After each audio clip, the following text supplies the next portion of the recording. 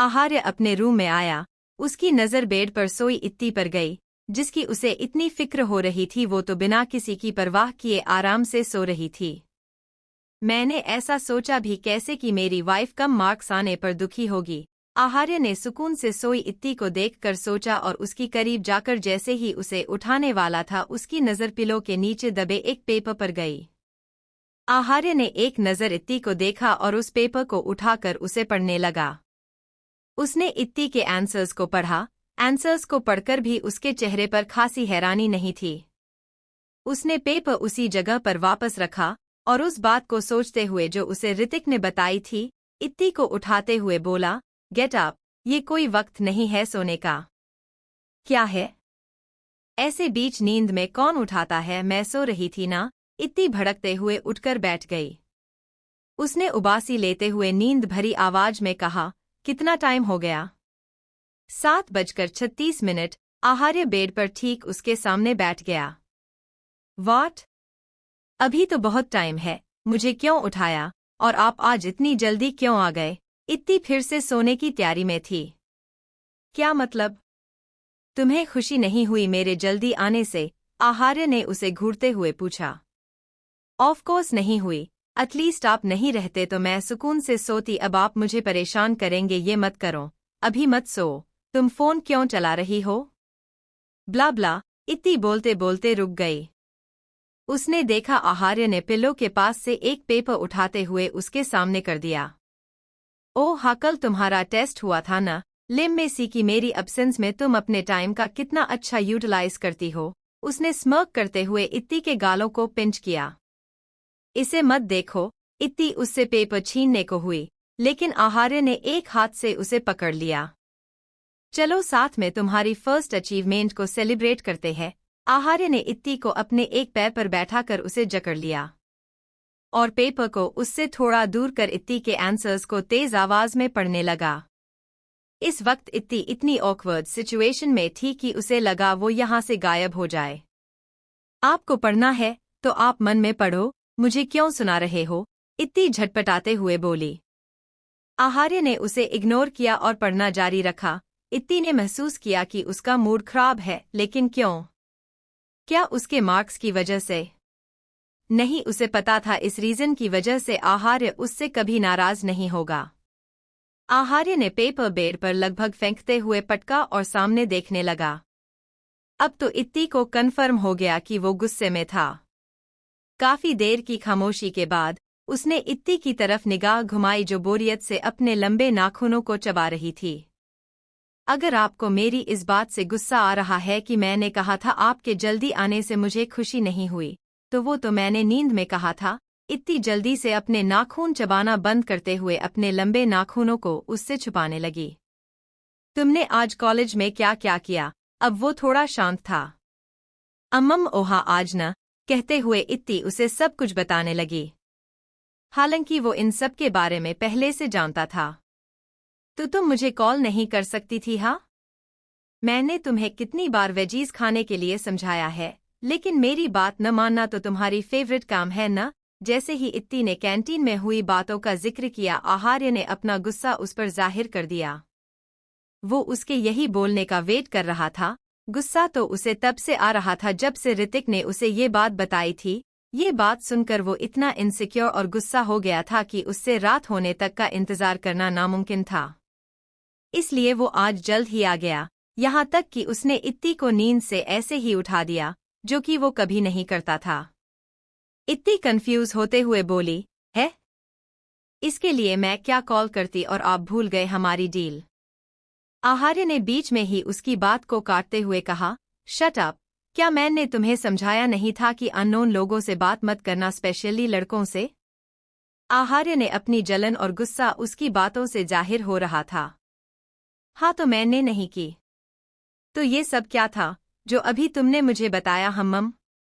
और तुमने उसकी बात मान ली? आहार्य ने उसे अपने ऊपर से हटाकर बेड पर बैठा दिया और खड़े होकर उसे घूरते हुए बोला, तुमने उससे इतनी बात ही क्यों की? तो मैं फेल हो जाती तो? उसका इतना कहना ही था कि आहार्य ने उसका टेस्ट पेपर उठाकर उसके सामने फेंकते हुए बोला, ये कंपल्सरी सब्जेक्ट है तुम्हारा, एंड रही बात एथिकेट्स की, तो कहीं भी ऐसे स्टूपिड रूल्स नहीं होते। लेकिन उसने नोटिस दिखाया था, इतनी बस रो ही देने वाली थी अब। आहार्य ने अपना सर सहलाया, उसे अनंत पर गुस्सा आ रहा था। उसकी हिम्मत कैसे हुई उसकी वाइफ के आसपास भटकने की, वो उसे छोड़ेगा नहीं। आहार्य उसके सामने बैठते हुए उसके चेहरे को पकड़ते हुए बोला, मैंने तुम्हें कहा था ना कि लड़कों से बात मत करना। हाँ तो मैंने नहीं की, उसने। आई नो उसने की, बट अब मत करना किसी से भी। लड़कों की इंटेंशन अच्छी नहीं होती, उसने उसके दोनों गालों को सहलाते हुए इस बार सॉफ्ट आवाज में कहा। उसे पता था अगर वो इत्ती को डांटेगा तो इत्ती उसकी बात बिल्कुल नहीं मानेगी। आप भी तो लड़के ही है, इत्ती धीरे से बड़बड़ाई, जिसे आहार्य ने सुन लिया और वो उसे फिर से घूरते हुए बोला, क्या तुम भूल गई कि मैं तुम्हारा पति हूं, कोई अनजान नहीं हम्मम। अगर आपको पता चलेगा कि मैं हमारी शादी हाइड रखने का सोच रही हूं तब। इत्ती से मन ही मन सोचा, उससे तो आहार्य के रिएक्शंस इमेजिन भी नहीं हुए। आहार्य ने उसका चेहरा देखा और उसे वार्न करते हुए बोला, तुमने कुछ गड़बड़ तो नहीं की? नहीं, मैंने कुछ नहीं किया, न मैंने किसी से बात की जो आप इतना रिएक्ट कर रहे हो। अभी भी आपने बिल्कुल उस वॉशिंग पाउडर जैसी हरकत की। इत्ती उसका हाथ अपने चेहरे से हटाते हुए चिढ़ गई। अयान? हाँ वही। इत्ती ने मुंह फुला लिया। क्या किया उसने? आहार्य को एक बार फिर एकदम से बेहद गुस्से का एहसास हुआ। उसे अपनी वाइफ की लाइफ में कोई भी गैर इंसान बर्दाश्त नहीं था। वो एक ऐसा इंसान था जो हर चीज प्रैक्टिकल एंड कामली हैंडल करता था, लेकिन जब बात इत्ती से जुड़ी हो तो वो इजीली डेस्परेट और इनसिक्योर हो जाया करता था। इत्ती को ये बात अच्छे से मालूम थी कि कोई उसे बुली या दुखी करे, ये आहार्य कभी टॉलरेट नहीं करता था, इसलिए उसने उससे अयान की भर भर कर शिकायत लगा दी और उसके गले लगते हुए बेबी वॉइस में बोली, और आपको पता है उसने मुझे डफर भी कहा, और ये भी कि मैं आपके काबिल नहीं। मुझे बहुत बुरा लगा। आखिरी लाइन उसने अपने मन से एक्स्ट्रा ऐड की थी। भले ही अयान इन बातों को सोचता जरूर था, लेकिन उसने कभी डायरेक्टली इस बात को एडमिट नहीं किया था, क्योंकि इसके कॉन्सिक्वेंसेस वो बेहतर तरीके से जानता था। आहार्य के गले लगे हुए इत्ती मुस्कुराने लगी। उसका फेस दूसरी साइड था, इसलिए आहार्य उसके रिएक्शन देख नहीं सकता था। आहार्य ने उसकी बात सुनी तो उसे अयान पर बेहद गुस्सा आया। उसकी हिम्मत कैसे हुई उसकी जान से प्यारी वाइफ को हर्ट करने की? उसका तना हुआ चेहरा ये बताने के लिए काफी था कि अब अयान के आने वाले दिन अच्छे नहीं गुजरने वाले थे। तुम्हें किसी की बातों को सोचकर सैड होने की जरूरत नहीं है। मैं हूं, आई कांट हैंडल एवरीथिंग। कोई कुछ नहीं करेगा, कोई कुछ नहीं कहेगा तुम्हें। उसने किसी बच्चे की तरह उसे खुद में समेट लिया। उसकी बात इत्ती को गहराई से महसूस हुई। उसने बिना कुछ कहे उसकी पीठ पर अपने हाथों की पकड़ को मजबूत कर अपनी आंखें बंद कर ली। अनंत सोफे पर बैठा अपने सामने चल रही उन्हीं वीडियोस को देख रहा था। टेबल पर पड़ा उसका फोन ब्लिंक हुआ। उसने देखा कि उसके कैंटीन ओनर ने उसे कोई फोटो व्हाट्सएप की थी। उसने पहले कैप्शन पढ़ा, शायद तुमने किसी को बहुत ज्यादा नाराज कर दिया। उसने पिक देखी जिसमें इत्ती ने जो रिव्यू में भर भर कर उसकी बुराई की थी, उसी का स्क्रीनशॉट कैंटीन ओनर ने उसे भेजा था। दैट चाइल्डिश एक्ट, कहते हुए उसने स्क्रीन पर चल रही इत्ती की फोटो को देखा जिसमें वो गुस्से में लग रही थी। वीडियो पोज करते हुए उसने आज के इत्ती के फेस को इमेजिन किया जो कि सामने फोटो से हुबहू मिलता था। वो काफी देर तक उसे और देखता रहता अगर उसका फोन न रिंग किया होता। उसने स्टोन फेस के साथ कॉल रिसीव किया लेकिन कुछ बोला नहीं। कुछ देर में तुम्हें एक पार्सल रिसीव होगा, उसे तुम्हें उनकी बॉडी में इंजेक्ट करना है, सामने वाले शख्स ने कहा, जिसे सुनते ही अनंत ने बिना किसी खास दिलचस्पी के जवाब दिया, मेरा काम सिर्फ उसे उससे दूर करना था। तुम्हारा काम बॉस की सारी बातें मानना है। उस शख्स की आवाज में गुस्सा था। उसे मुझ पर शक हो जाएगा और मेरा मिशन अधूरा रह जाएगा। अनंत को जवाब में उसके हंसने की आवाज आई और फिर कुछ ही सेकंड्स में वो कॉन्फिडेंस से बोला, तुम्हारी सबसे बड़ी ताकत, तुम अपने आप को छुपाने में माहिर हो, यूज दैट।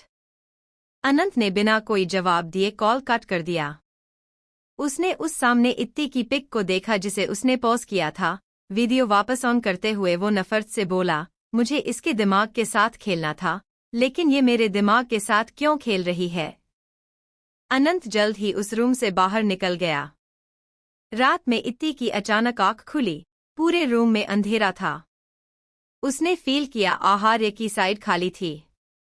इत्ती जल्दी से उठकर बैठ गई। उसने फोन में टाइम देखा, रात के 3 बज रहे थे। पूरे रूम में अंधेरा था। उसने बेड साइड लैंप जलाकर एक नज़र पूरे रूम में देखा। वो रूम में बिल्कुल अकेली थी। अब ये कहाँ चले गए? बेड से उठते हुए उसने वॉशरूम में चेक किया, वहां कोई नहीं था। वो जल्दी से बालकनी में गई। उसे उम्मीद थी आहार्य जरूर वहीं होगा, लेकिन बालकनी में कोई नहीं था। इत्ती को अब डर लग रहा था। रूम में आकर उसने सबसे पहले लाइट्स ऑन की और फिर आहार्य को कॉल किया। उसने सोफे पर पड़ा आहार्य का रिंग करता हुआ फोन उठाया। फोन भी यही है, इतनी रात को पता नहीं कहाँ चले गए। आहार्य का फोन लिए वो बेड पर आकर बैठ गई।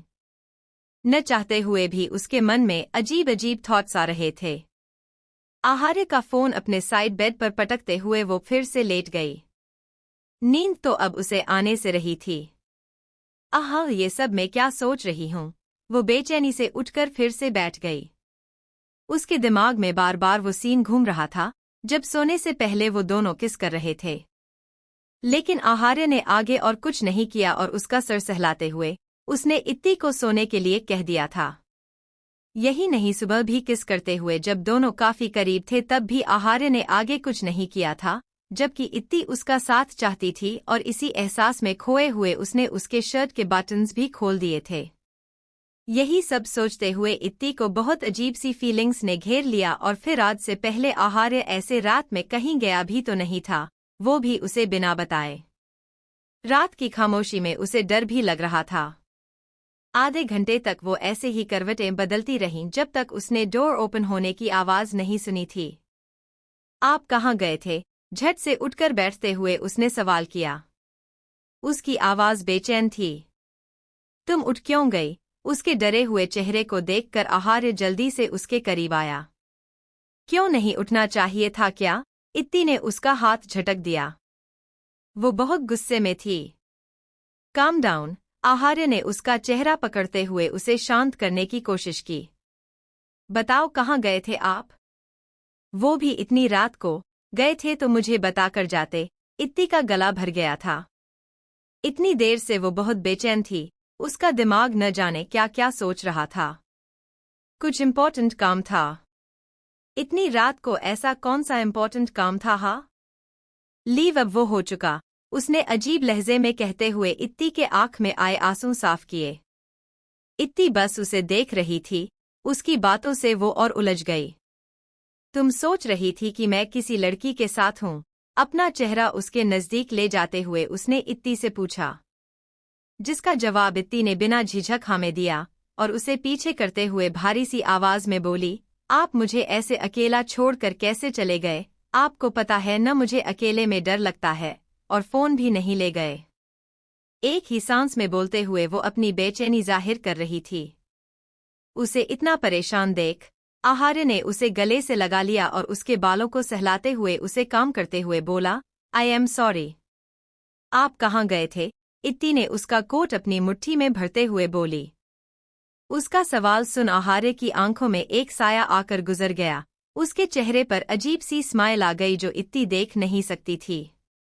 मैंने कहा न, एक इम्पोर्टेंट काम था जिसे आज ही करना जरूरी था। उसने इत्ती को खुद से दूर किया और उसका चेहरा अपने हाथों में लेते हुए बोला, डोंट यू ट्रस्ट मी? इत्ती ने सर हिलाया और उसके हाथ पर अपना हाथ रखते हुए बोली, आज के बाद ऐसे रात में मत जाना, जो भी काम हो दिन में ही कर लेना। I promise. एंड उस इम्पोर्टेंट काम का किसी लड़की का कोई एक्सिस्टेंस नहीं। वैसे भी मुझे अपनी बीवी से बहुत डर लगता है। Shut up. वो मैंने बस ऐसे ही कहा था। अब रात में कोई ऐसे बिना बताए गायब होगा तो जाहिर है दिमाग में अजीब अजीब थॉट्स तो आएंगे ही न। इत्ती ने उसके सीने पर धीरे से पंच किया। आहार्य को घूरते हुए वो आगे बोली, अच्छा है आपके इस इम्पोर्टेंट काम में किसी लड़की का एक्सिस्टेंस नहीं है। तुम हमेशा यही क्यों सोचती हो? आहार्य उसे लेकर बेड पर लेट गया। इसमें मैं कुछ नहीं कर सकती, इट्स नेचुरल, और मुझे बाकी लड़कियों पर ट्रस्ट नहीं है। आप लकी है, आपको इतनी प्रोटेक्टिव वाइफ मिली है। इत्ती का हाथ उसके चेस्ट पर था जिस पर सर रखे वो उसे देख रही थी। थैंक यू, अब सो जाओ। उसके इत्ती कहते ही इत्ती कर खून खौल गया। उससे दूर होकर इत्ती किनारे पर आकर लेट गईं, यहाँ तक कि उसने ब्लैंकेट से खुद को पूरा कवर कर लिया।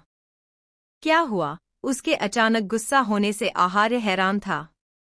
सो रही हूं और क्या? इत्ती को बेहद गुस्सा आ रहा था। बस सो जाओ, हा हा, वो मन ही मन बड़बड़ा रही थी। आहार्य उसके नजदीक आ गया। इत्ती ने उसे इग्नोर करना जारी रखा। आहार्य अभी भी समझ नहीं पा रहा था कि इत्ती का अचानक मूड फिर कैसे खराब हो गया। थोड़ी देर बाद इत्ती सो गई। आहार्य ने उसके चेहरे से ब्लैंकेट हटाया। इत्ती के बाल बिखरे थे और चेहरे पर हल्का सा पसीना था। I love you so much, इत्ती के गालों पर होंठ फेरते हुए उसने धीरे से कहा। उसके होंठों पर मुस्कान थी, ये सोचकर कि इत्ती ने उस पर ट्रस्ट किया, और उसे समझते हुए उसने उस बात को जानने की ज्यादा जिद नहीं की। आहार्य ने कसकर इत्ती को पीछे से हाक कर लिया। इत्ती कैंटीन नहीं आना चाहती थी, लेकिन आंचल उसे जबरदस्ती ले आए। अनंत के ऑर्डर पूछने पर उसने कोई रिस्पॉन्स नहीं किया। अनंत ने बाकी दोनों का ऑर्डर लिया और वहां से चला गया जैसे उसे कुछ फर्क ही न पड़ा हो। What happened? तुमने कुछ ऑर्डर क्यों नहीं किया? मेरा मन नहीं है, बाय द वे मैं किसी का वेट कर रही हूँ, इत्ती ने खुशी से कहा। इससे पहले कि दोनों कुछ सवाल करते, किसी ने पीछे से आकर इत्ती की आंख पर हाथ रख लिया। पिया, इत्ती ने उसके हाथ पर हाथ रखते हुए एक्साइटेडली कहा। उसकी आवाज इतनी तेज थी कि कैंटीन में मौजूद सभी उन्हीं को देखने लगे। काम डाउन बेबीज, पिया उसके पास की चेयर पर आकर बैठ गई। इत्ती ने एम्बेरेज होकर सबको देखा और सॉरी कहा। सब अपने में बिजी हो गए। HYYY बेबीज, पिया ने सुहानी और आंचल से कहा तो दोनों अनकंफर्टेबल हो गए। और ये पिया का स्टाइल है, सबसे अलग, सबसे जुदा, इत्ती ने हंसते हुए दोनों को कंफर्ट किया। पिया का फ्रेंडली नेचर था, इसलिए वो जल्द ही दोनों के साथ भी कंफर्टेबल हो गई। थोड़ी ही देर की मुलाकात में उसने सब कुछ उन्हें कह सुनाया, इत्ती और अपनी दोस्ती से लेकर उसके पहली नजर के प्यार मानव तक। तुम खुद तो घर बसा कर बैठ गई, मेरा कब बसाओगी? पिया ने फ्लो में कहा, जिसे सुनकर इत्ती ने जल्दी से टेबल के नीचे से उसे लात मारी और सुहानी और आंचल को देखा। आंचल को पहले से पता था, लेकिन सुहानी को नहीं, और नहीं इतनी ज्यादा लोगों से बताना चाहती थी। चारों के बीच अजीब सी सिचुएशन थी। इत्ती सुहानी और आंचल को देख रही थी, आंचल और सुहानी इत्ती को, और पिया कंफ्यूज थी। रिलैक्स, मुझे पता है तुम्हारी लाइफ में कोई है। आखिर में सुहानी ने उस अजीब सी सिचुएशन को खत्म किया। उसकी बात सुनकर इत्ती ने तिरछी नजरों से आंचल को घूरा। आंचल ने आंखों से ही उसे मना किया कि उसने कुछ नहीं किया। मैंने कल ही तुम्हारी रिंग फिंगर में रिंग नोटिस कर ली थी। सुहानी की नजरों का पीछा कर इत्ती में अपनी एंगेजमेंट रिंग को देखा। जरूर तुम्हारा बॉयफ्रेंड तुमसे बहुत प्यार करता होगा। ओह हाँ, बॉयफ्रेंड, इत्ती ने रिंग को देखते हुए जल्दी से सर हिलाया।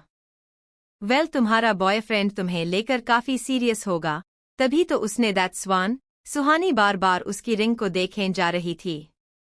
हाँ, सीरियस क्यों नहीं होंगे, उनकी इकलौती बीवी हूं मैं, इत्ती ने मन ही मन सोचा। स्वान, पिया इत्ती का हाथ अपने हाथ में लेते हुए उसकी रिंग को देखने लगीं।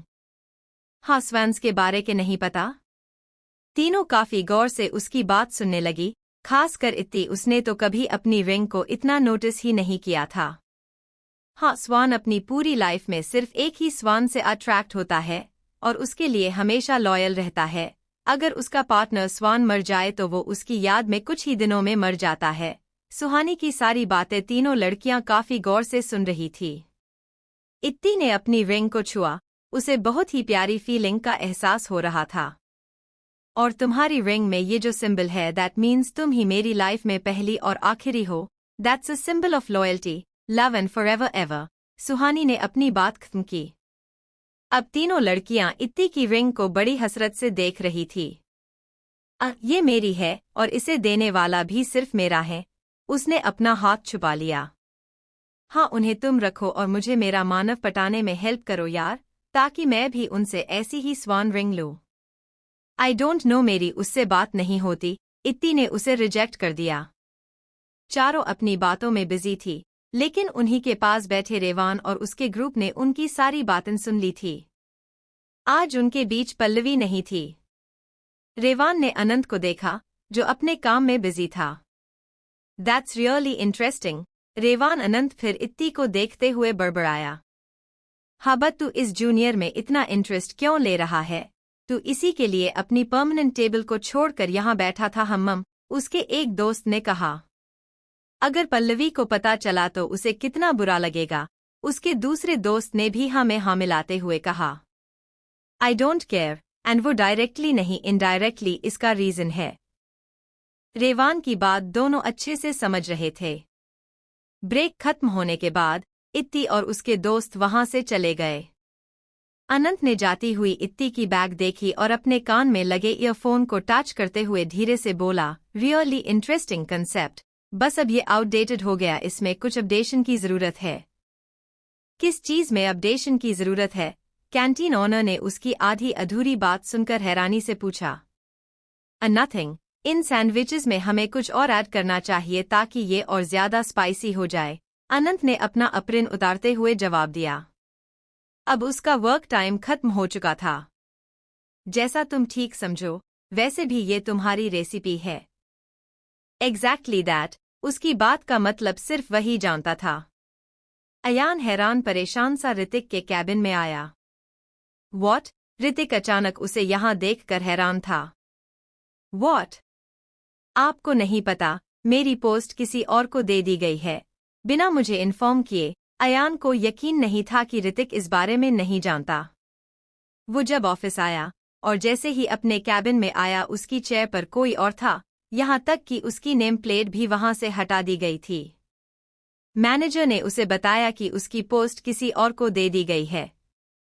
मुझे इस बारे में कुछ नहीं पता, ऋतिक भी उसकी बात सुनकर हैरान हो गया। फिर अचानक वो भी बिना किसी ऑफिशियल नोटिस के। ऋतिक ने मैनेजर को कॉल किया। क्या हुआ? उसके कॉल रखते ही अयान ने पूछा। ये सीईओ का डायरेक्ट ऑर्डर है, ऋतिक ने जवाब दिया। लेकिन बॉस ने ऐसा क्यों? वो भी अचानक, क्या वो मुझे वापस भेज रहे हैं? डोंट नो, इसका जवाब बॉस ही देंगे, ऋतिक अपनी चेयर से खड़ा होते हुए बोला। अयान भी इसके पीछे पीछे कैबिन से बाहर आ गया। क्या होने वाला है अयान के साथ? ऋतिक आहार्य के कैबिन में आया। उस वक्त आहार्य बड़ी सी विंडो के सामने खड़ा फोन पर किसी से बात कर रहा था। अयान भी उसके साथ ही था। दोनों उसके कॉल खत्म होने का वेट करने लगे। कुछ ही मिनट में कॉल काट कर आहार्य पीछे मुड़ा और एक नजर अयान को घूरते हुए अपनी चेयर पर बैठ गया। हम्मम, चेयर पर लीन होते हुए उसने उन्हें बोलने का इशारा किया। बॉस, आप अयान को वापस भेज रहे हैं? ऋतिक ने पूछा। अयान के चेहरे पर भी अलग ही तरह की खुशी थी। नहीं। तो फिर मेरी जगह पर कोई और है। दोनों ही कंफ्यूज थे। तुम उसको पोस्ट डिजर्व नहीं करते, आहार्य ने सादे चेहरे के साथ कैजुअली कहा। डिजर्व? अयान को एहसास हुआ कि कुछ सही नहीं था। यस, इसलिए अब से जब तक तुम डिजर्विंग नहीं बन जाते तुम कंस्ट्रक्शन साइट पर एज अ लेबर वर्क करोगे, ऑर्डरिंग टोन में कहते हुए आहार्य ने अपना लैपटॉप ऑन किया। वॉट? ऋतिक और अयान के मुंह से एक साथ निकला। लेकिन आवाज तेज अयान की ज्यादा थी। आखिर उसे अपनी लाइफ का सबसे बड़ा शौक जो लगा था। बॉस, क्या मुझसे कोई गलती हुई है? अयान परेशान हो गया। उसे अपनी इंटेलिजेंस, अपनी स्किल्स पर इतना घमंड था, लेकिन फिर भी उसे फाइनेंस डिपार्टमेंट में काम करना पड़ा जो कि उसके प्रोफेशन से कोसों दूर था। उसे ये चीज हजम भी नहीं हुई थी कि अब उसे लेबर की तरह वर्क करना होगा। हाँ, तुमसे बहुत बड़ी गलती हुई है, जिसका कंपनसेशन तुम्हें करना होगा। Now go to your work, Aaharya ने नजर उठाकर एक हल्की नजर उस पर डालते हुए कहा और एक बार फिर अपने लैपटॉप में देखने लगा। अयान सदमे की हालत में कैबिन से कब बाहर गया उसे खुद पता नहीं था। बॉस, अयान से ऐसी कौन सी गलती हुई है? क्या उसने हमें डबल क्रॉस किया? बोलते हुए ऋतिक काफी गुस्से में था। अगर अयान धोखेबाज होगा तो श्योरली वो उसे छोड़ेगा नहीं। उसका कहना है कि मेरी वाइफ मुझे डिजर्व नहीं करती, so I made sure he got what he deserved. पहली लाइन कहते हुए उसके हाथ में पकड़ा पेन उसके हाथ में टूट गया। तुम्हें भी ऐसा लगता है तो तुम भी। No boss, he got what he deserved. मैं तो हमेशा कहता हूँ कि मैम सबसे बेस्ट है, ऋतिक ने जल्दी से कहा, लेकिन आहार्य को फिर भी अपनी और घूरता पाकर उसने अपनी आखिरी लाइन पर गौर किया। मुझे याद आया, मुझे उसी कंस्ट्रक्शन साइट पर इंस्पेक्शन के लिए जाना है। आई विल मेक श्योर कि अयान अच्छे से काम करें। ऋतिक जल्दी से कैबिन से बाहर आ गया। कॉरिडोर क्रॉस करते हुए उसे लिफ्ट के बाहर अयान खड़ा मिला। ऋतिक ने अभी उससे दूर रहने में ही अपनी बेहतरी समझी और उसे इग्नोर कर जैसे ही लिफ्ट में जाने को हुआ, अयान ने उसे रोक कर पूछा, मैंने बहुत सोचा एंड देन आई रियलाइज कि जरूर उस स्पॉइल्ड प्रिंसेस ने मेरी चुगली की होगी। आउच, मारा क्यों? अयान ने दर्द से कराहते हुए अपना पेट पकड़ लिया। वो हैरानी से ऋतिक को देख रहा था जिसने अचानक ही उसे पंच किया था। Because you deserve. तुमने मैम से ऐसा कहा कि वो सर को डिजर्व नहीं करती। हा? ऋतिक ने बिना रहम किए उसे एक और पंच मारा। साथ ही साथ अयान का मुंह भी दबा लिया। अयान चिल्ला भी न सका। उसके इशारे से अयान ने ऋतिक के मुंह से हाथ हटाया। मैं ऐसा सोचता जरूर हूँ, लेकिन मैंने कभी ऐसा कहा नहीं। कितनी झूठी है वो लड़की। उसने जानबूझकर बॉस को मेरे खिलाफ भड़काया होगा और ये आइडिया भी उसी का होगा। Shut up Ayan, it's enough. मैंने तुम्हें पहले भी वार्न किया था कि अपने दिमाग से ये बात निकाल दो। बट तुमने मैम से ये बात कही, उन्हें कितना बुरा लगा होगा। अभी बच्ची है वो, ऋतिक ने सीरियस फेस के साथ कहा। बट मैंने सच में ये डिजर्व वाली बात नहीं। ऋतिक ने उसकी बात नहीं सुनी और लिफ्ट में चला गया।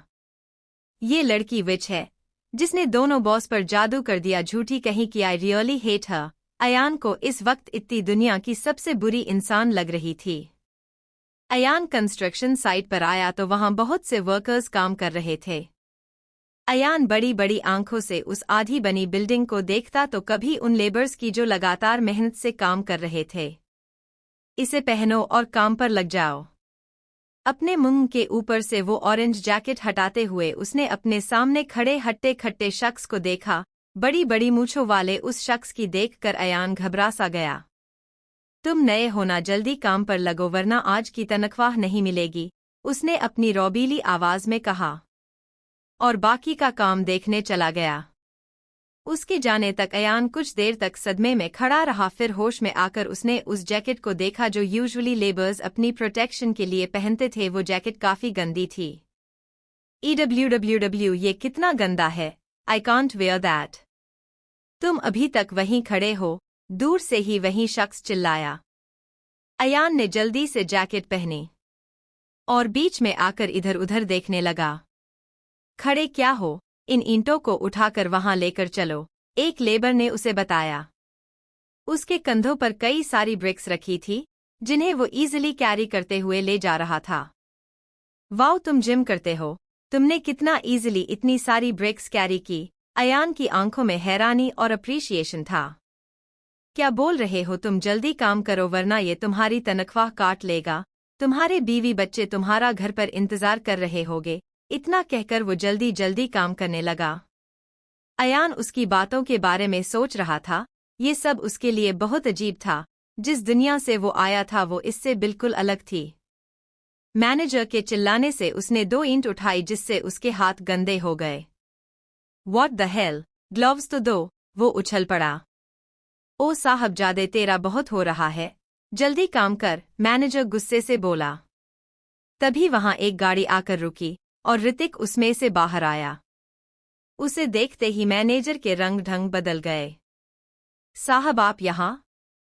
हाँ, मैं सब इंस्पेक्ट करने आया था। उसने अयान को देखा। ऑफिस में उसने जिस वेल ड्रेस्ड अयान को देखा था उससे बिल्कुल अलग सामने खड़ा अयान एक कॉमनर लग रहा था। ये नया लड़का बहुत कामचोर है, कब से अजीब सी हरकतें कर रहा है, सब काम न करने के बहाने है। मैनेजर ने अयान को अभी भी ऐसे ही खड़ा देखा तो गुस्से से बोला, जल्दी से काम करो, दुनिया में कुछ भी फ्री में नहीं मिलता। ऋतिक ने बेहद एटीट्यूड से अयान से कहा, हालांकि मन ही मन उसे अयान की हालत देख हर हंसी और उस पर तरस दोनों आ रहा था। अयान ने ऋतिक को घूरा, फिर झुककर 2 ईंटें उठाई और उन्हें लेकर चला गया। ऐसे ही उसने 4 चक्कर लगाए लेकिन हर राउंड में वो सिर्फ 2 ईंटें ले जा रहा था। धूप गर्मी और इतने में ही उसकी हालत पस्त पड़ गई। उसका प्रोफेशन ऐसा था कि उसने सिर्फ दिमाग से काम किया था। आज फिजिकल वर्क करते हुए उसे इतने में ही अपनी दुनिया घूमती हुई नजर आ रही थी। वो थोड़ी देर एक पत्थर पर बैठ गया। कितनी डस्ट है यहाँ, ये सब उस स्पॉइल्ड प्रिंसेस की वजह से हुआ है। अभी भी वो इत्ती को कोसना नहीं भूला। तुमने इतना सा काम किया और अभी से थक गए। अनंत ने सर उठाकर ऋतिक को देखा जिसके फेस पर चिढ़ाने वाली मुस्कान थी। सर, आप मेरी हेल्प करने के बजाय मेरा मजाक बना रहे हैं, अनंत ने चिढ़ते हुए कहा। मैं तो तुम्हें मोटिवेट कर रहा हूँ, अच्छे से काम करना। मैंने मैनेजर को कह दिया है, वो तुम्हारी सैलरी नहीं काटेगा, डोंट वरी, ऋतिक ने एक इनोसेंट सी स्माइल के साथ कहा और वहां से चला गया। अनंत अपनी जगह पर बैठा उसे तब तक जाते हुए घूरता रहा जब तक मैनेजर ने उसे फिर से चीखते हुए काम करने को ना कहा।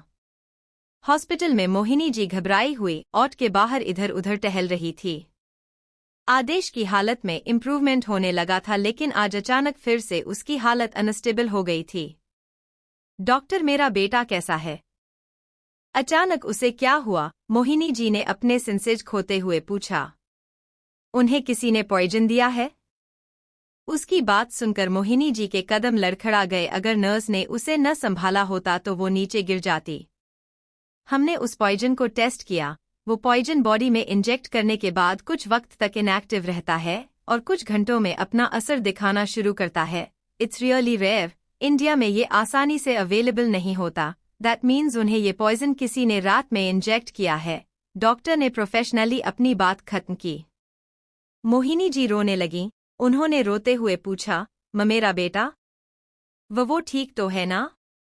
अभी कुछ कहा नहीं जा सकता। हमने एंटीडोट मंगवाया है, उसे आने में वक्त लगेगा। वक्त लगेगा? आपको जितना पैसा चाहिए आप ले लीजिए, मुझे आपके एक्सक्यूजेस नहीं सुनने, मोहिनी जी एग्रेसिव होते हुए बोली।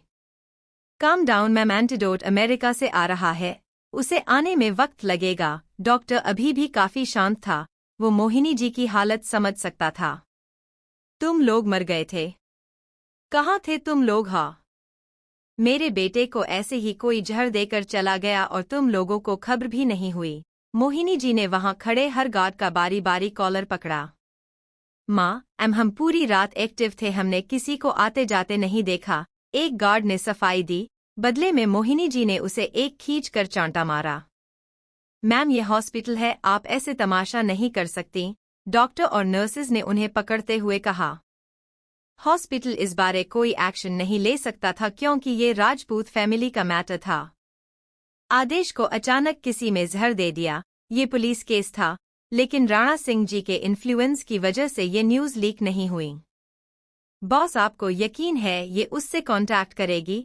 ऋतिक ने चेयर पर बैठे आहार्य से पूछा, जो बिना किसी रहम के लैपटॉप में चल रही लाइव फुटेज में मोहिनी जी को इस कदर बिखरता हुआ देख रहा था।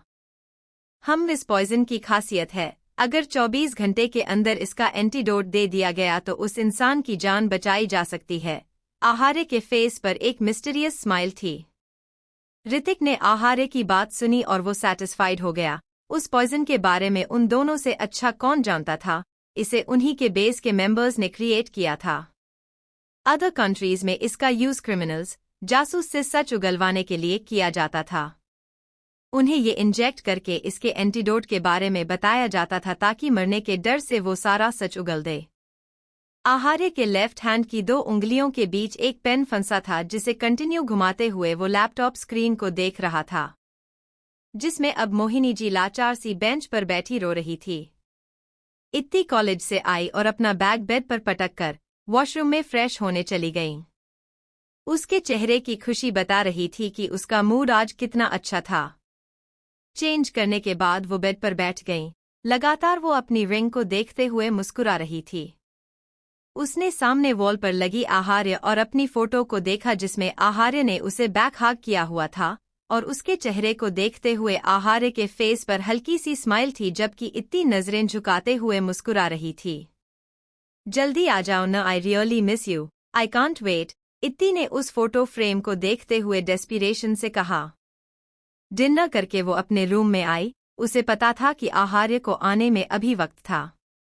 कॉल करूं क्या? उसने खुद से सवाल किया और टेबल पर रखा अपना फोन उठाया। नहीं, क्या रीजन बताऊंगी कि मुझे अपनी एंगेजमेंट रिंग का मतलब पता चल गया। No that's so stupid. उसने फोन वापस रख दिया। उससे इंतजार करना मुश्किल था। आज उसे बेहद बेसब्री से आहार्य का इंतजार था। अम्मू, पूछ लेती हूँ कि कब आओगे। नो, क्या सोचेंगे कि आज तक तो नहीं पूछा, आज कैसे पूछ लिया। हाँ, बोल दूंगी कि मैं आपको मिस कर रही हूँ। नेवर नेवर, ये तो मैं कभी नहीं कह सकती। ऐसे ही वो खुद से सवाल करती और फिर खुद ही अपने आइडियाज में खामियां निकालकर उन्हें ड्रॉप कर देती। वो अपने ख्यालों में उलझी थी कि उसका फोन रिंग हुआ। एक सेकंड के लिए तो उसका दिल की धड़कन रुक सी गई। उसने कॉलर आईडी देखी, आहार्य उसे कॉल कर रहा था। इस वक्त एक बेहद खूबसूरत और प्यारी मुस्कुराहट थी उसके होंठों पर। धड़कते दिल के साथ उसने जल्दी से कॉल पिक किया और जैसे ही हेलो कहने वाली थी, उधर से उसे आहार्य की आवाज आई। मैं आज लेट आऊंगा, तुम सो जाना एंड रोना मत, टेक केयर। उधर से आहार्य की वही जेंटल वॉइस इत्ती को सुनाई दी। उसकी आवाज में वही सॉफ्टनेस, वही केयर थी।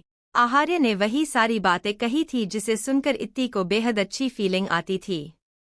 लेकिन आज इन्हीं बातों को सुनकर इत्ती की स्माइल गायब हो गई। हम्म कहकर उसने जल्दी से कॉल काट कर दिया।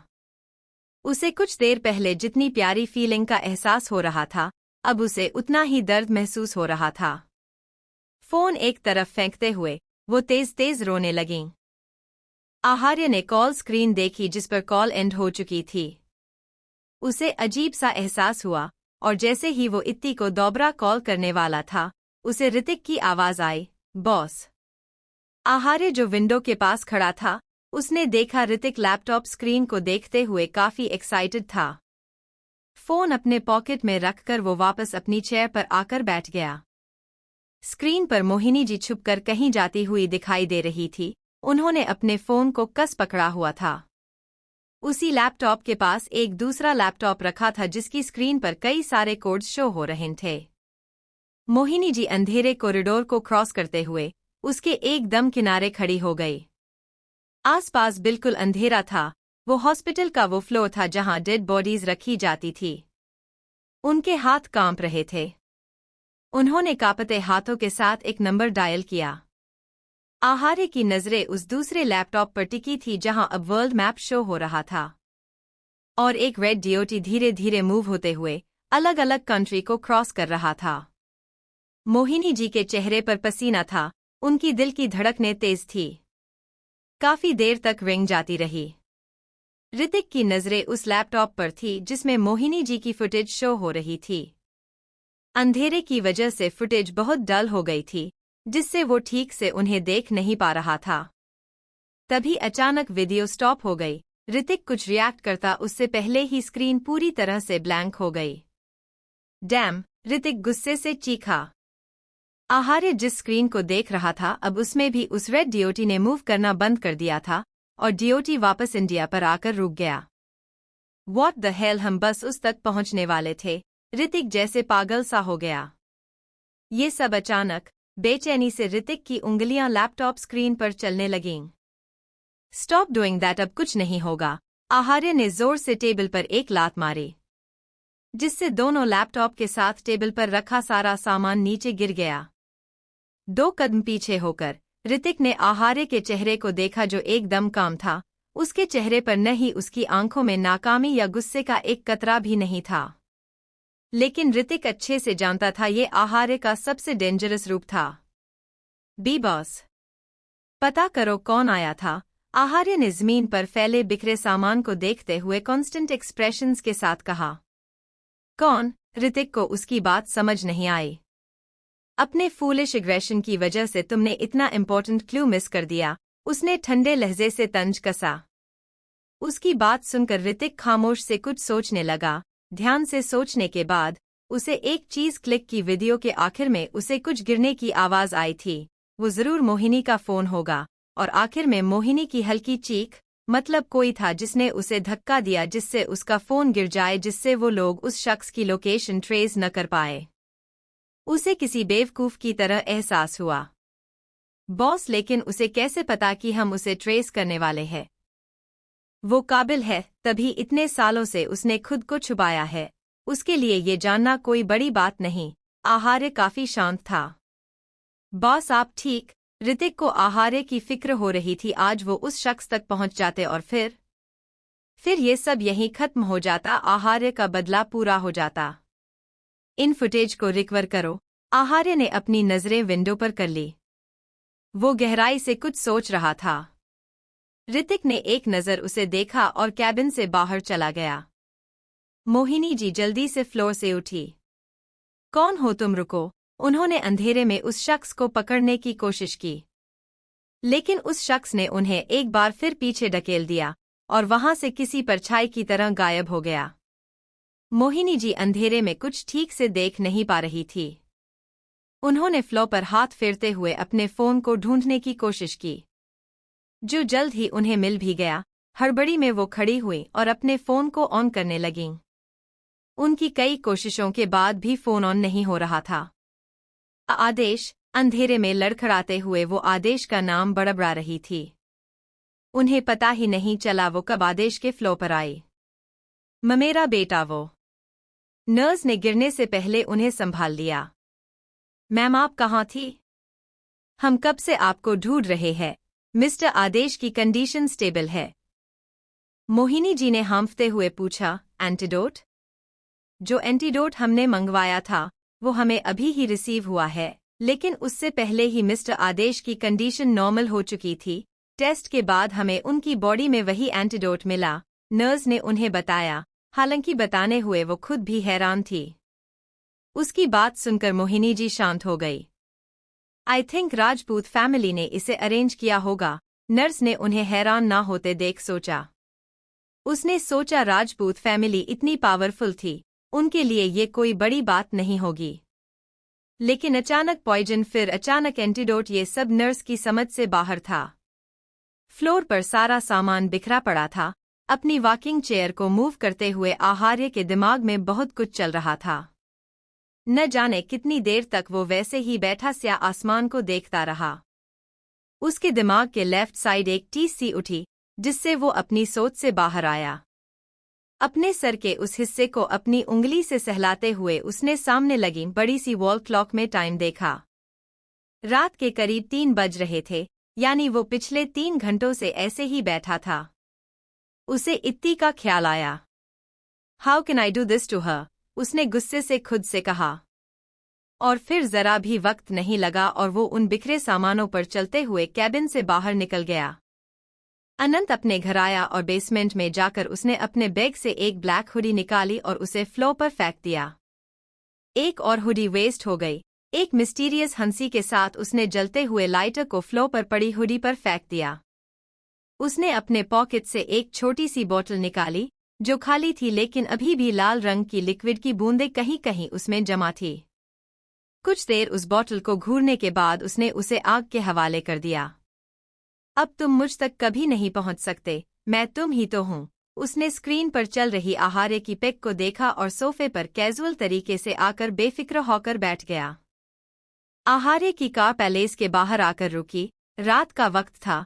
पूरे पैलेस में सन्नाटा था, जिससे चलते वक्त आहार्य के कदमों के आवाज साफ सुनाई दे रही थी। अपने रूम में जाने के बजाय आहार्य सेकंड फ्लोर पर गया। उसके डोर नॉक करने के कुछ ही सेकंड्स में मोनी ने डोर ओपन किया। आहार्य को देखकर कुछ पल वो हैरान रह गई, लेकिन फिर जल्द ही अपनी हैरानी को काबू करते हुए बोली, वो भाभी सा सो रही है। I know. उसका इशारा समझ वो एक साइड हो गई। आहार्य रूम में आया और बेड पर सोई इत्ती के करीब जाकर उसने बेहद एहतियात से इत्ती को अपनी गोद में उठा लिया। आगे मोनी से एक भी शब्द कहे बगैर वो इत्ती को उठाए रूम से बाहर चला गया। मोनी अभी भी डोर को पकड़े ऐसे ही खड़ी थी। आज पहली बार आहार्य उसके रूम में आया था, वो भी सिर्फ इत्ती के लिए। उसने एक गहरी सांस ली और डोर लॉक किया। बेड पर आकर उसने लैपटॉप उठाया और वही मूवी देखने लगी जो वो और इत्ती देख रहे थे, लेकिन बीच में ही इत्ती सो गई थी। अपने रूम में आकर आहार्य ने इत्ती को बेड पर लेटाया। चेंज करने के बाद वो भी उसके करीब आकर लेट गया। उसने कसकर इत्ती को अपनी बाहों में भरकर उसके बालों में अपना चेहरा छुपा लिया। आज उसका मूड बहुत खराब था। इत्ती की करीबी उसे अंदर तक सुकून पहुंचा रही थी। अपना चेहरा अपने बालों से निकालते हुए वो इत्ती के चेहरे के करीब झुका और उसे देखते हुए बोला, आई एम सॉरी, मुझे पता है कि तुम्हें रात में अकेले डर लगता है, लेकिन फिर भी मैं लेट आया। बट वो काम बहुत इम्पोर्टेंट था जिसमें मैं फेल हो गया। बट डोंट वरी, मैं आगे से कभी ऐसा नहीं करूंगा। I am really sorry. वो बार बार इत्ती के होंठों पर पैक करते हुए कह रहा था। कॉल पर उसने इत्ती की अजीब सी आवाज सुनी थी। उसका मन कर रहा था कि वो इत्ती को उठाए और उससे पूछे कि क्या वो उससे गुस्सा थी। अगर हाँ तो वो उसे अभी मना लेता। वो ये बिल्कुल नहीं चाहता था कि इत्ती कुछ भी ओवरथिंक करे। उसकी ओवरथिंक करने की आदत आहार्य को बेसुकून कर देती थी। अगली सुबह जब इत्ती की आंख खुली, रात में देर से सोने की वजह से उसके सर में हल्का सा दर्द था। Good morning wife. आवाज सुनकर उसने सर घुमाकर देखा। आहार्य अपनी हथेली पर सर टिकाए उसे ही देख रहा था। गुड मॉर्निंग, उसने नींद भरी आवाज में कहा। क्या तुम मुझसे नाराज हो?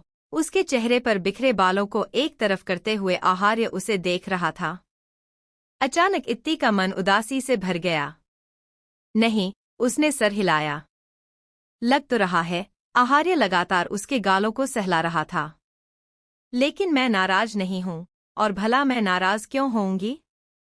क्या मैं आपको हर वक्त नाराज रहने वाली लगती हूं? इत्ती ने सादे तरीके से कहा। उसे मोनी की बात याद आई। आप अगर बार बार उनसे लड़ाई करेंगी तो भाई सा इरिटेट हो जाएंगे। कल रात मोनी ने अपनी फ्रेंड का किस्सा सुनाते हुए उसे बताया था कि कैसे उसकी फ्रेंड का बॉयफ्रेंड पहले उसके गुस्से को क्यूट समझता था, बट धीरे धीरे वो उसके बात के गुस्से से इरिटेट हो गया। आखिर में उसने उस लड़की से ब्रेकअप करते हुए कहा था कि उसकी बात की नाराजगियों की वजह से वो अपने कार्य पर फोकस नहीं कर पा रहा है। क्या हुआ? आई नो तुम मुझसे नाराज हो। ऑल्सो आई नो कि मेरी गलती थी। मैं अब से कभी लेट नहीं आऊंगा। रियली सॉरी, बट बहुत इंपॉर्टेंट काम था जिसे मैं स्किप नहीं कर सकता था। बार बार उसकी उंगलियों को चूमते हुए आहार्य उसे एक्सप्लेन कर रहा था। इत्ती का दिल किया वो जोर जोर से रोकर उससे लड़ाई करे। वो काबू नहीं कर सकती थी, ये उसका नेचर था। लेकिन कुछ सोचकर उसने आहार्य के सीने में अपना सिर रख लिया। मैं आपसे गुस्सा नहीं हूं, बस जब आप मुझे इग्नोर करते हैं या मुझसे ज्यादा किसी और चीज को प्रायोरिटी देते हैं तो मुझे बिल्कुल अच्छा नहीं लगता। इत्ती की आवाज बहुत धीरे थी। मेरी फर्स्ट प्रायोरिटी तुम हो, मैं कभी तुम्हें इग्नोर नहीं कर सकता। आहार्य ने उसके चेहरे को ऊपर किया और उसके चेहरे पर जहां तहां किसिस करने लगा। अम्मम बस, कहा न मैं नाराज नहीं हूं आपसे।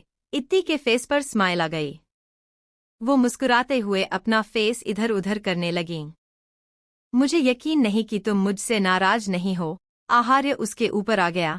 इसके साथ ही उसने इत्ती के दोनों हाथों को बेड पर दबा दिया। अब मैं आपको कैसे यकीन दिलाऊं कि मैं नाराज नहीं हूं? इत्ती को गुस्सा होते देख आहार्य मुस्कुराया और उसके हाथों को अपने हाथों में इंटरवाइन करते हुए बोला, माय बेबी, अगर तुम मुझसे लड़ाई करोगी तभी मुझे यकीन होगा कि तुम मुझसे गुस्सा नहीं हो। My baby? बहुत ही चीज़ी था। इत्ती ने उसे जीभ दिखाई।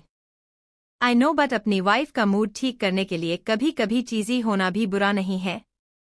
What you think, my baby? उसने आखिरी वर्ड पर जोर दिया। आई थिंक कि हस्बैंड ऐसी चीज़ी बातें करते हुए वो थोड़ा रुकी और आहार्य को देखने लगी। आहार्य भी उसके आगे बोलने का वेट करते हुए उसे देख रहा था। इत्ती ने जब देखा कि आहार्य उसमें डूब चुका है तो अचानक ही उसने उसे धक्का दे दिया और जल्दी से बेड से उठते हुए बोली, हस्बैंड ऐसी बातें करते हुए बिल्कुल अच्छे नहीं लगते, खासकर जब वो 27 ईयर्स के हो। वो हंस रही थी। तुम कहना क्या चाहती हो हम्मम? आहार्य बेड पर लेटा उसे घूर रहा था। यही कि ये चीज़ी लाइन्स टीनेजर्स पर अच्छी लगती है, 27 ईयर्स के ओल्ड एज लोगों पर नहीं। इत्ती ने उस पर हंसते हुए कहा। Old age? हाँ आप? इत्ती अपने कदम ऐसे पीछे ले रही थी जैसे कि वो कोई शिकार हो। वेट, अभी तुम्हें बताता हूं। इतनी स्पीड से वो बेड से खड़ा हुआ कि इत्ती को रिएक्ट करने का मौका ही नहीं मिला। जब तक वो समझ पाई तब तक वो आहार्य के गिरफ्त में थी।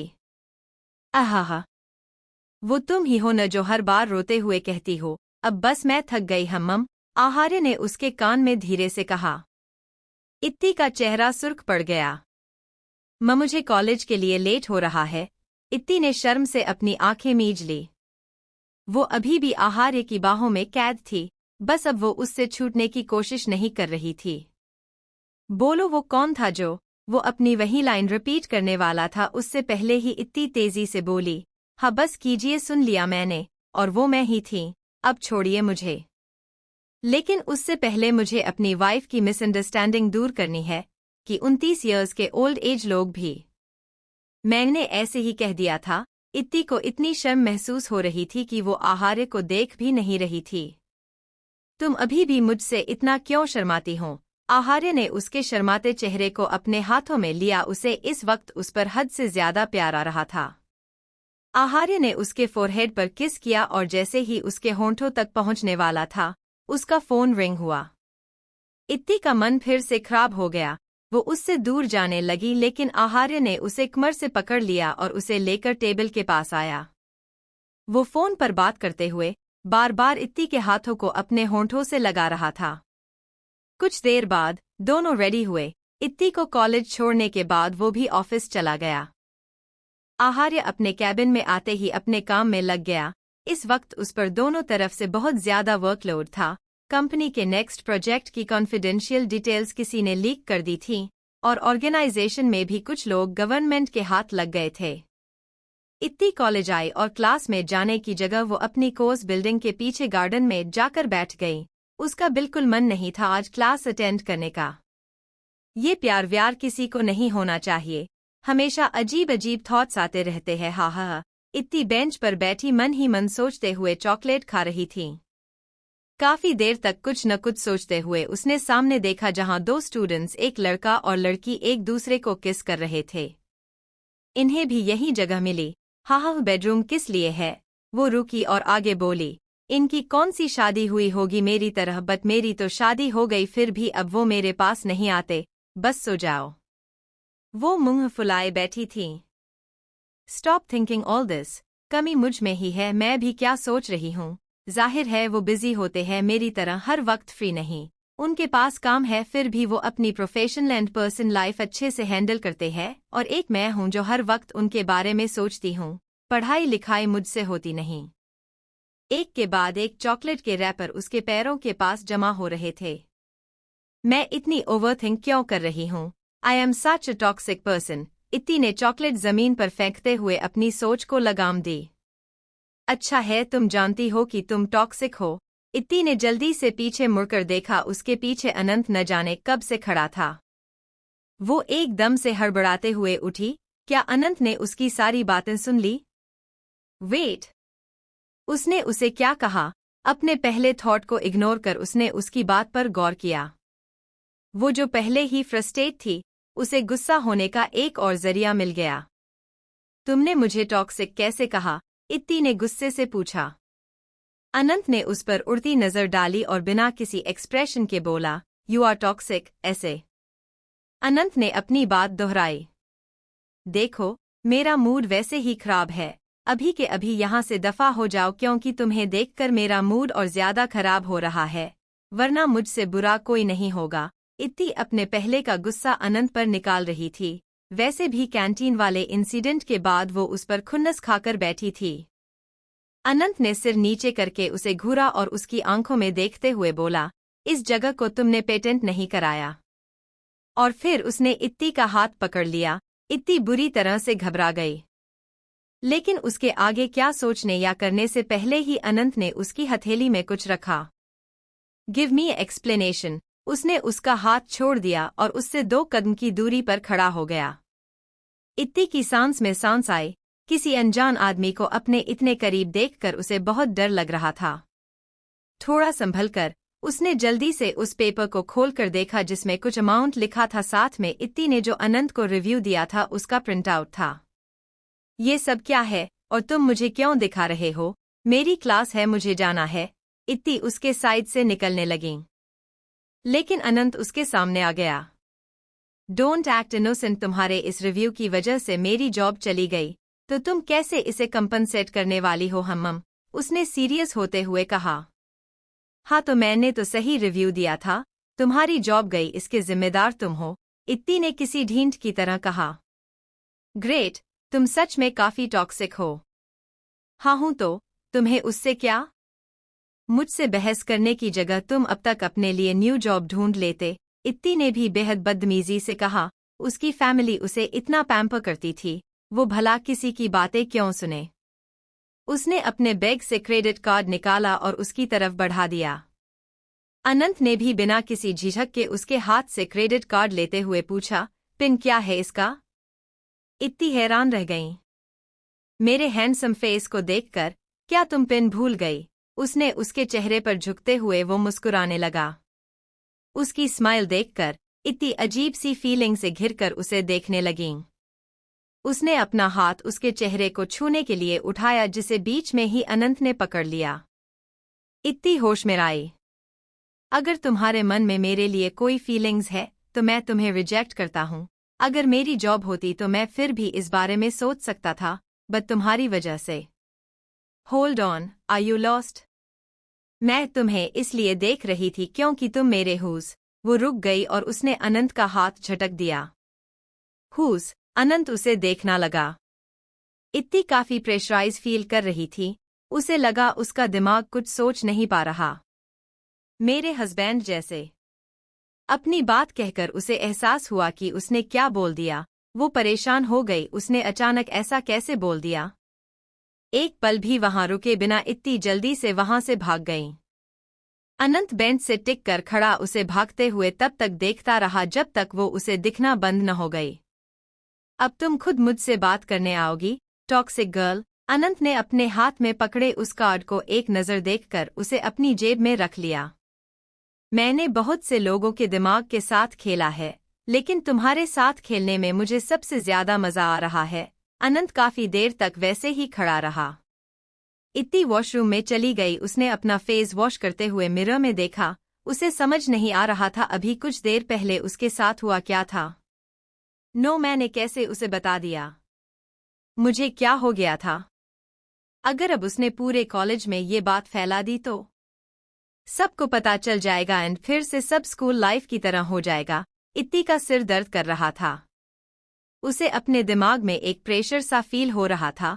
वो सुबह जिस बात से परेशान थी अब उसे पूरी तरह से भूल चुकी थी।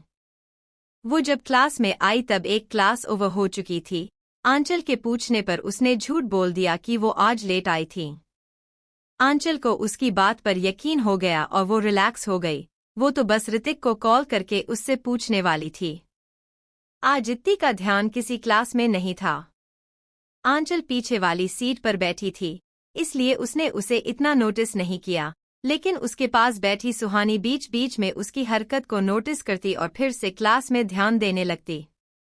उसने वैसे भी इत्ती को कभी क्लास को सीरियसली अटेंड करते नहीं देखा था। उसे पता था इत्ती काफी रिच थी। वो सोचती थी कि इसी वजह से वो पढ़ाई को इतना सीरियस नहीं लेती थी।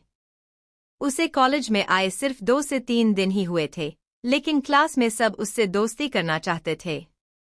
जबकि इत्ती सबसे एटीट्यूड में ही बात करती थी और किसी को ज्यादा भाव नहीं देती थी, वहीं वो यहाँ 2 महीने से थी और सबसे पोलाइट बिहेव करती थी, लेकिन कोई भी उससे दोस्ती नहीं करना चाहता था।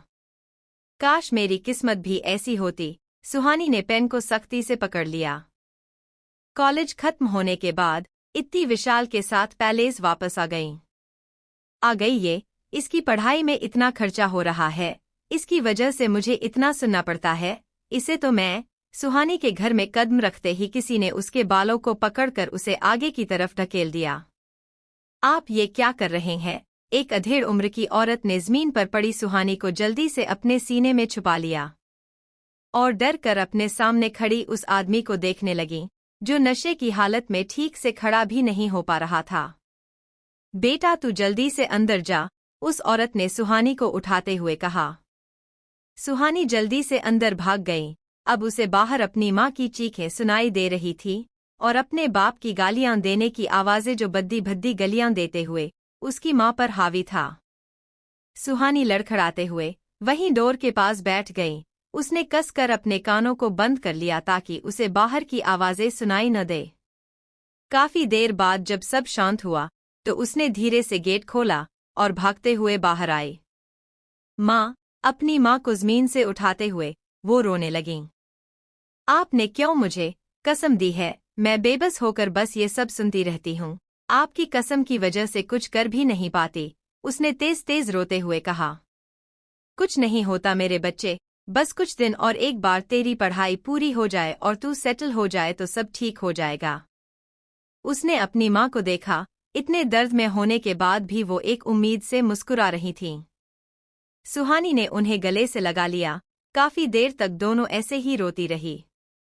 सुहानी ने अपने साइड में सो रही अपनी माँ को देखा, जिनके चेहरे पर चोट के निशान थे। बहुत जल्द मैं आपको एक बहुत ही अच्छी लाइफ दूंगी, वो आंखों में आंसू लिए अपनी माँ के मासूम चेहरे को देख रही थीं। वो अभी सिर्फ 19 साल की थी। उसने अपनी माँ से छुपकर एक दो बार पार्ट टाइम जॉब करने की कोशिश की थी, लेकिन कुछ न कुछ ऐसा हुआ जिससे उसे जॉब छोड़नी पड़ी। हालांकि उनकी हालत फाइनेंशियली इतनी भी अनस्टेबल नहीं थी। उसकी माँ की सैलरी बहुत ज्यादा थी। वो क्या काम करती थी, इसके बारे में उन्होंने सुहानी को कभी कुछ नहीं बताया था। इत्ती बेड पर बैठी फोन चला रही थी, लेकिन उसका दिमाग कहीं और उलझा हुआ था। आहार्य आज जल्दी आ गया था, लेकिन वो अभी स्टडी में ऋतिक के साथ किसी मीटिंग में बिजी था।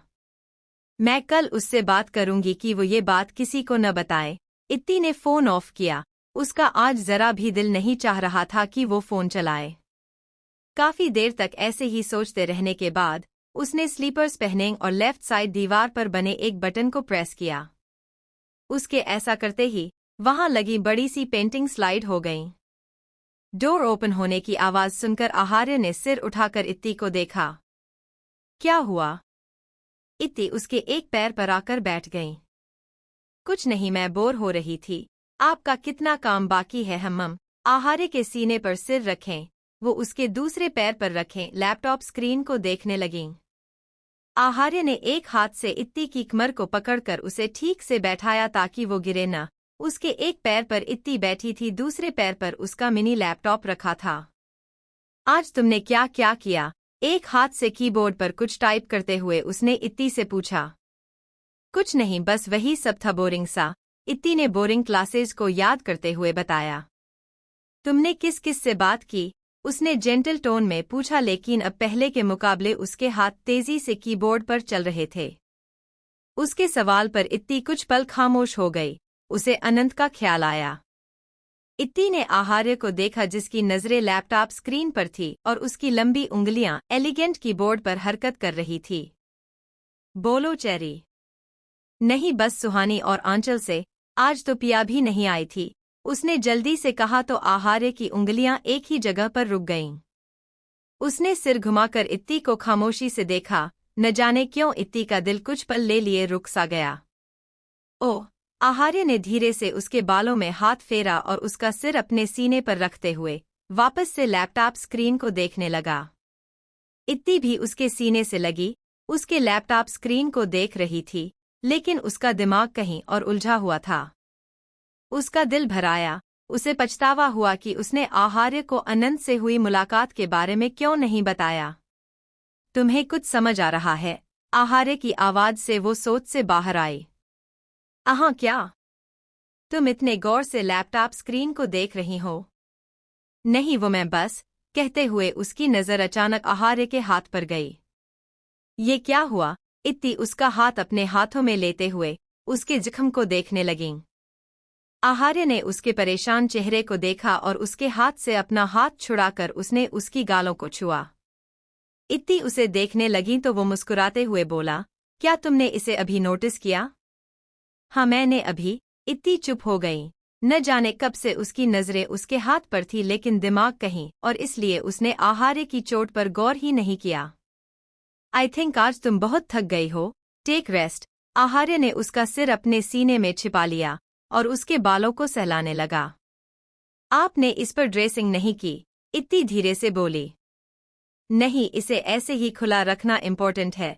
उसका लहजा अजीब था। मतलब? इत्ती उसकी बात नहीं समझी। मतलब डॉक्टर ने इसे ऐसे ही रखने को कहा है ताकि इन्फेक्शन न हो, तुम अब ज्यादा मत सोचो, उसने इत्ती के बालों को चूमते हुए कहा। लेकिन ये कैसे हुआ? मैंने कहा न सो जाओ। आहार्य की आवाज में तेजी थी, जिससे इत्ती चुप हो गई। अब उस खामोश स्टडी में बस कीबोर्ड के बटन्स की आवाज आ रही थी। आहार्य एक हाथ से इत्ती के बालों को सहला रहा था, जिससे इत्ती कुछ ही देर में सो गईं। देर रात आहार्य ने लैपटॉप बंद कर टेबल पर रखा और इत्ती के दोनों पैरों को सीधा कर अपने दूसरे पैर पर धीरे से रखकर सोफे पर पीछे होकर बैठ गया। आहार्य खामोशी से इत्ती के सोए हुए चेहरे को देखने लगा। उसने धीरे से इत्ती की लंबी पलकों को छूते हुए कहा, "यू नो वॉट, कुछ देर पहले मुझे तुम पर बेहद गुस्सा आ रहा था, लेकिन मैं अपने एक्सट्रीम गुस्से में भी तुम्हें हर्ट नहीं कर सकता because I love you so much, my love, my life, my wife." उसने सोफे पर सिर टिकाते हुए अपनी आंखें बंद कर ली। रिलैक्स आहार्य, वो अभी छोटी है, वो डर गई होगी कि वो सब मुझे कैसे एक्सप्लेन करे। दैट्स वाई मेरे बेबी ने मुझसे झूठ बोल दिया। उसने अपनी गुस्से से सुलग चुकी आंखें खोली और झुककर इत्ती के फोरहेड पर अपने होंठ रख दिए। अगली सुबह इत्ती आज कॉलेज के लिए लेट हो गई थी। अर्ली मॉर्निंग आहार्य की आज इम्पोर्टेंट मीटिंग थी, इसलिए आज इत्ती ड्राइवर के साथ ही कॉलेज जाने वाली थी। सबसे मिलने के बाद इत्ती हड़बड़ाते हुए जा ही रही थी कि गार्डन में वो किसी से टकरा गई। माफ करना बहू रानी, मैंने आपको देखा नहीं, उस औरत ने साड़ी के पल्लू से अपना चेहरा छुपाते हुए कहा। इट्स ओके, गलती मेरी थी। इत्ती ने गौर से उस औरत को देखा और थोड़ी फिक्र से बोली, सुमेधा आंटी, ये आपके फेस पर ये कैसे निशान है? उसका सवाल सुन वो औरत हड़बड़ी में अपना चेहरा ठीक से कवर करते हुए बोली, अरे ये तो कल मेरी बेटी ने मेरे चेहरे पर कोई क्रीम लगा दी थी और उससे रिएक्शन हो गया। उसने इत्ती को देखा जो सिंपल व्हाइट ड्रेस और व्हाइट शूज में काफी खूबसूरत लग रही थी। आपको पता है मेरी बेटी भी आप ही की हम उम्र है और वो भी आपकी तरह कॉलेज जाती है। ओ, कौन से कॉलेज में है आपकी बेटी? वो मैम, आप कॉलेज के लिए लेट हो रही है, विशाल ने वहां आते हुए कहा। उसने एक नजर उस औरत को देखा और इशारे से उसे अंदर जाने को कहा। आपको देर हो रही है, सुमेधा ने मुस्कुराते हुए इत्ती से कहा। हाँ, इत्ती सिर हिलाकर वहां से चली गई। मैम काइंड हर्टेड है, इसका मतलब ये नहीं कि तुम अपनी लिमिट्स भूल जाओ, विशाल ने उसे वार्निंग देते हुए कहा और इत्ती के पीछे पीछे चला गया। मैम, आपको किसी भी सर्वेंट्स से इतना फ्री नहीं होना चाहिए, ये आपकी रेप्यूटेशन के लिए ठीक नहीं।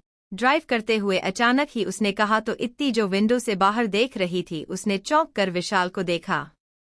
उसका चौंकना लाजमी था क्योंकि विशाल कभी उससे बात नहीं करता था।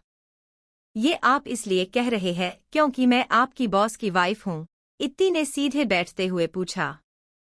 नहीं, आप पहले ही एक स्पेशल आइडेंटिटी रखती है, विशाल ने मुस्कुराते हुए जवाब दिया। जब भी मैं सुमेधा आंटी को देखती हूं मुझे लगता है जैसे उनकी लाइफ में कुछ प्रॉब्लम्स है। प्रॉब्लम दुनिया के हर इंसान की लाइफ में होती है। विशाल का जवाब सुनकर इत्ती खामोशी से फिर से विंडो के बाहर देखने लगीं।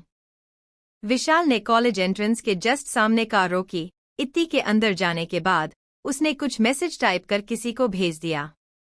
इत्ती क्लास के जाने के बजाय फिर से उसी गार्डन में गई और इधर उधर देखने लगीं। मुझे ढूंढ रही हो? पीछे से किसी की आवाज सुनकर वो डर कर कुछ कदम पीछे हो गईं। उसने गुस्से से अपने सामने खड़े अनंत को देखा जिसके फेस पर काफी सारे चोट के निशान थे। क्या देख रही हो? इसकी जिम्मेदार तुम हो। मैं? इत्ती उसकी बात सुनकर हैरानी हो गई।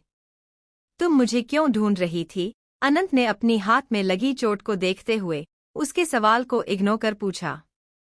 इत्ती की नजर उसकी चोट पर गई। उसे एकदम से आहार्य की हाथ में लगी चोट का ख्याल आया। उसने अपना सिर झटका। उसे लगा आजकल वो हर वक्त सिर्फ आहार्य के बारे में सोचती रहती थी, इतना कि अब अनंत की चोट भी उसे आहार्य की याद दिला रही थी। क्या तुम सिर्फ मुझे देखने के लिए ढूंढ रही थी? अनंत ने उसके चेहरे के सामने चुटकी बजाई। देखो, मैंने जो भी कल तुम्हें बताया तुम उसके बारे में किसी को मत बताना। इत्ती की बात सुनकर वो इत्ती के चेहरे को गौर से देखते हुए बोला। किस बारे में? मेरी शादी के बारे में। इत्ती उसके देखने से अनकंफर्टेबल हो गई। वो तो तुमने आज खुद ही सबको दिखा दिया। अनंत ने उसे और ज्यादा उलझन में डालते हुए कहा। मैंने किसी को नहीं। इत्ती ने इतना ही कहा था कि अनंत ने अपना फोन उसके चेहरे के आगे कर दिया। फोन के कैमरे में इत्ती ने अपने आप को देखा उसने आज फ्रंट पार्टीशन निकाला था जिसकी वजह से उसकी मांग में लगा सिंदूर साफ नजर आ रहा था। वो परेशानी से अपनी मांग को टच करने लगी। मैं कैसे भूल गई, आई होप किसी ने नोटिस न किया हो, परेशानी से कहते हुए वो अपने बालों को एक तरफ करने लगी। आज आहार्य उसके पास नहीं था, इसलिए उसने जल्दबाजी में मिड पार्टीशन निकाल लिया था, वरना रोज आहार्य उसके बालों को ब्रेड या पोनी स्टाइल में कोम करता था। अनंत उसे ऐसा करते हुए देख रहा था। उसने अपना फोन बंद किया और अजीब लहजे में बोला, जब तुम अपने हस्बैंड को पसंद नहीं करती तो तुमने उससे शादी ही क्यों की? मैं उनसे बहुत प्यार करती हूँ, समझे तुम? इत्ती ने खासी सीरियसनेस ने कहा। उसकी बात सुनकर अनंत ने फेस पर हल्की सी मुस्कुराहट आ गई, जिसे छुपाते हुए वो भी सीरियस होकर बोला, तो तुम इसे छुपा क्यों रही हो? जब रिश्ता निभाना ही नहीं था तो जुड़ा क्यों? मैं इत्ती को उसकी बात दिल पर लगी। वो मेरा मसला है, तुम अपने काम से काम रखो, मुझे बस तुमसे इतना कहना था कि इस बारे में किसी को मत बताना। नम आंखों के साथ वो वहां से चली गई। ओह, मतलब तुमने अभी तक इससे कुछ नहीं पूछा? आई होप तुम इसे हर्ट नहीं करने वाले। अनंत ने जाती हुई इत्ती को देखा, उसकी आंखों में इत्ती के लिए एक अलग ही फीलिंग थी। आहार्य अपनी चेयर पर मूव होते हुए अपने हाथ में पकड़े उस क्रेडिट कार्ड को बिना किसी इमोशन के देख रहा था। उसके सामने खड़ा ऋतिक जो कब से उसे ऐसा करते देख रहा था, आखिर में उसने हिम्मत कर कहा, बॉस आपने डायरेक्ट उसे टारगेट किया, अब ये बात उस तक भी पहुंच गई होगी। तो तुम कहना चाहते हो कि कोई मेरी वाइफ को टारगेट करे और मैं बस देखता रहता? हम आहार्य ने उस कार्ड को टेबल पर फेंकते हुए कहा। उसकी बात सुन ऋतिक चुप हो गया। उसे पता था इसमें कहीं न कहीं इत्ती की गलती थी, लेकिन उसमें ये कहने की हिम्मत नहीं था आहार्य के सामने इत्ती को गलत कहना, यानी अपनी जिंदगी अजाब करना।